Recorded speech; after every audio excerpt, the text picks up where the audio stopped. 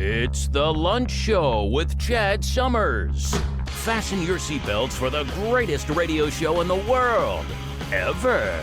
And now, the host of The Lunch Show, Chad Summers.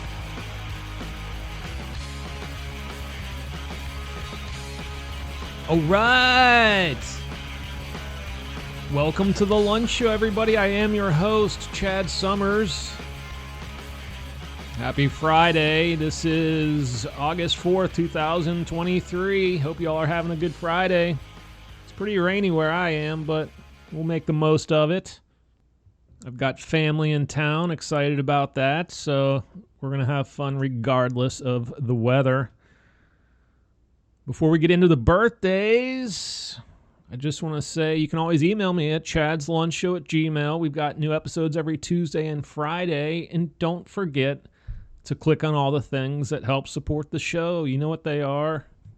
Listen on YouTube. Click subscribe, thumbs up, all that good stuff. All right, let's get into the birthdays. Meghan Markle's 41. Jeff Gordon, 51. And Billy Bob Thornton is 67. Also on this day in history, in 2007, the U.S. space probe Phoenix was launched, and a year later it landed on Mars. So my question is, why do they keep saying that it's a 3-year trip to put a man on Mars? If that vessel made it in 1 year, there's probably an answer for it. I just would like to know. If you know, please email me. Or put it in the comments on YouTube. In 1914, in response to the German invasion of Belgium, Great Britain entered World War I, declaring war on Germany. In 1892, Lizzie Borden's father and stepmother were red-rummed in Falls River, Massachusetts. She was later tried for the crimes, but acquitted. And in 1704, Britain took control of Gibraltar during the War of the Spanish Succession. The Rock subsequently became a British colony and a symbol of British naval strength. All right, let's get into the news. This one from CNN. This is absolutely amazing here. Stowaways found hiding after weeks on massive ship's rudder. These guys managed to jump on a rudder. You know, part of the rudder is above the waterline by probably 10 feet.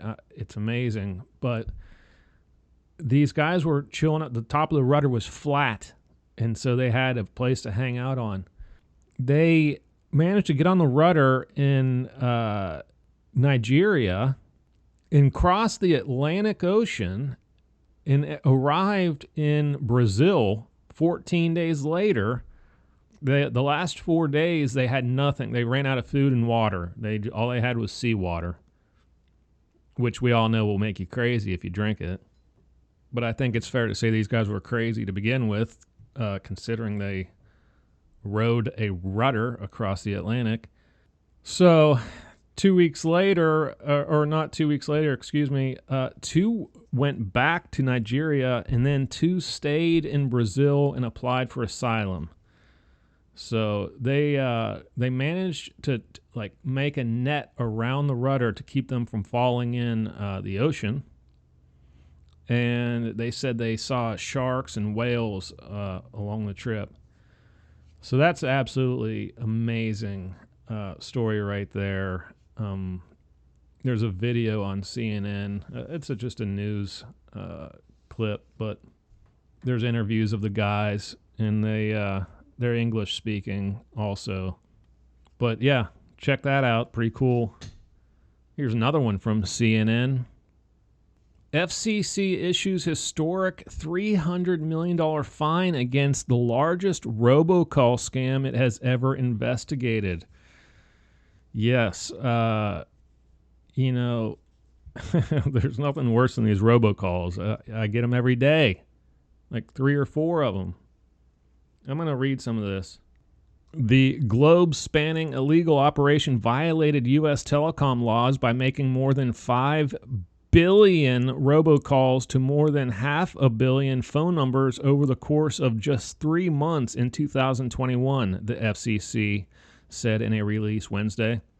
But the campaign had been in existence for even longer, the FCC added, using a multitude of shell companies, aliases, and fly-by-night phone providers allegedly under their control, the people behind the network, which CNN has previously reported on, had sought to dupe unwitting customers into buying shoddy service contracts for their vehicles since 2018. The ringleaders of the operation, Roy Melvin Cox Jr. and Aaron Michael Jones, were repeat offenders who had already been under judicial orders not to engage in telemarketing. Yeah, that's going to stop them. Look, lock these guys up.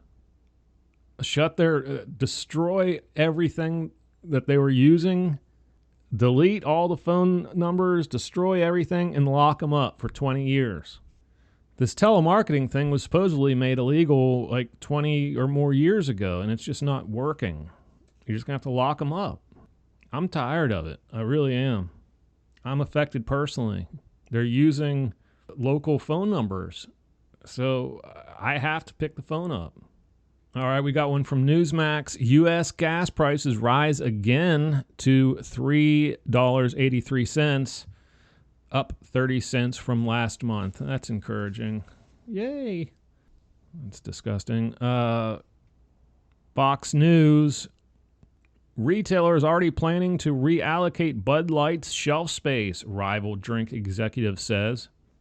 We've got a subtitle here. The Wall Street Journal noted that the biggest beneficiary of Bud Light's woes is rival company Molson Coors Beverage. I also read in various articles that Bud Light sales are down 30%, and Molson Coors sales are up 11%. That's a big swing there. Not looking good for Anheuser-Busch. I was having a conversation with a family member, and they were saying that they might just cancel Bud Light. I mean, if it's not selling, 30%'s major.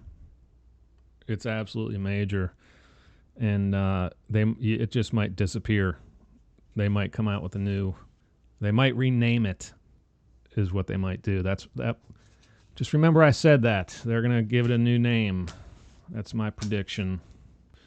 Right. Another one from Newsmax. Judge sentences Pittsburgh synagogue gunman to capital punishment. Yes, this guy offed 11 people in a house of worship in Pittsburgh. And this was the deadliest attack on Jews in U.S. history. That's something else right there. That's major stuff. We got one from Reuters here. Ukrainian drone disables Russian warship near Russia's Novorossiysk port. That's just how I'm going to pronounce it. It's probably not accurate.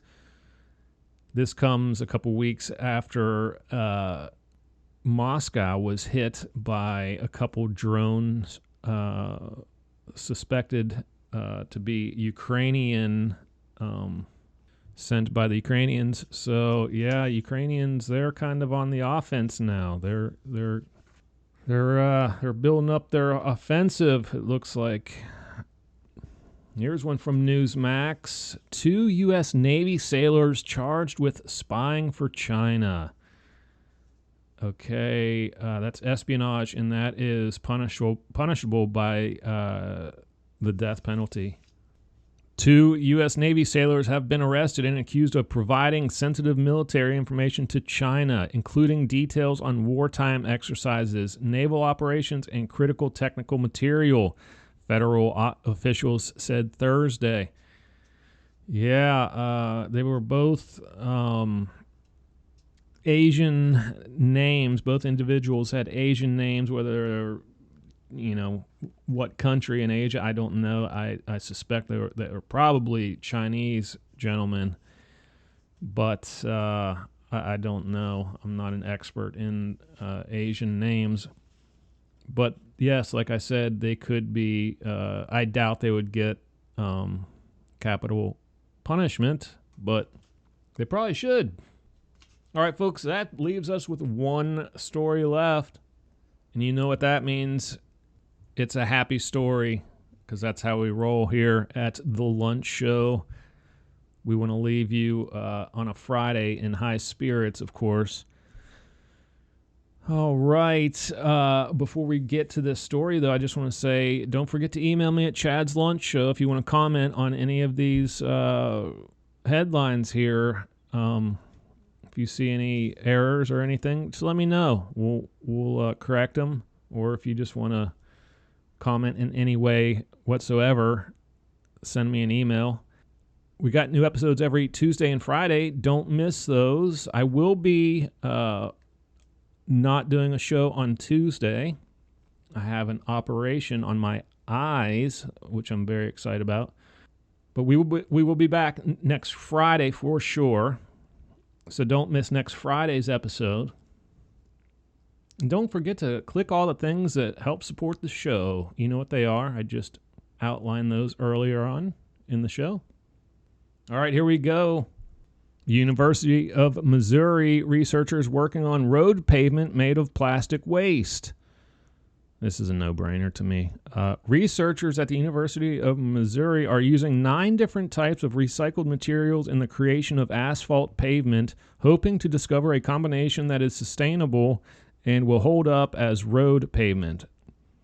The Mizao Asphalt Pavement and Innovation Lab, MAPIL, we'll just call it Maple, added old tires, plastic waste, and 3 kinds of polyethylene, which is commonly found in plastic bags, into a mixture that was poured along a portion of Interstate I-55. Researchers are studying how the rock, asphalt, and recycled materials, quote, behave in the real world and gel together to build a road. Maple director Bill Butler said in a press release, asphalt is liquefied with heat, and when you put an additive in like a plastic or rubber material, you must get everything to bond together with good adhesion. His team is testing for durability and ensuring the mixture is compliant with current environmental protection agency standards. Look, this is not going to resolve the whole floating island of plastic out in the Pacific Ocean. We're not going to be able to take that and make roads out of it. But anything like this will help. If we can make it financially doable, if it doesn't cost an absolute fortune to do, then I say do it. It's a no-brainer. We are producing plastic like crazy, and it doesn't go anywhere except the landfill. Last time I was at the landfill, it wasn't a landfill. It was a mountain. It was crazy. So, yeah, let's do this. That's pretty good news. We got to do something with all this plastic. All right, folks, I'm going to call that the episode. I hope you all have an awesome weekend. Don't get all wasted and drive. That's stupid. You don't want to be riding around on a scooter unless you just like riding around on scooters. It could be embarrassing if you're an attorney and you're riding around in your 3-piece suit on your Honda scooter. You know what I mean? But all right, until our next episode next Friday, keep pressing on in your life, and peace out. All right, folks, that's it for the lunch show today. Don't forget to come back every Tuesday and Friday for new episodes. And don't forget to like, share, tweet, subscribe, friend, listen, email, and tell your friends and family about us. We need every single one of y'all. Thank you in advance for your support, and I hope you all have an awesome day. You just listened to The Lunch Show.